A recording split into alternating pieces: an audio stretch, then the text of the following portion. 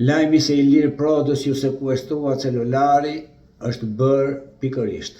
Për arsyen sepse Carlo Bolino, që vetëm me një kampanja 700 milion që u bë 21 janari, ka raportuar në median e tij pikërisht një sukses të policisë e cila ka arrestuar ca çuna me ca celular që vinin paste online.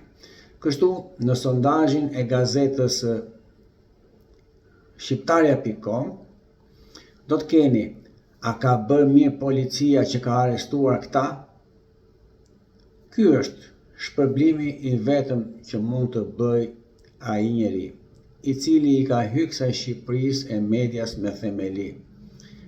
Uroj shumë që të zbardhen të gjitha dhe madje t'i sekuestrohen ato biznese dhe prona që ka përfituar padrejtisht duke u bërë zagari lehës I Edi Ramës prej ku ka marrë bashkinë, sepse e dinte që ato trap ai mundej ta bënte zap, se për doktorin e përzuri fare nga Selia, nuk u qas më kurrë.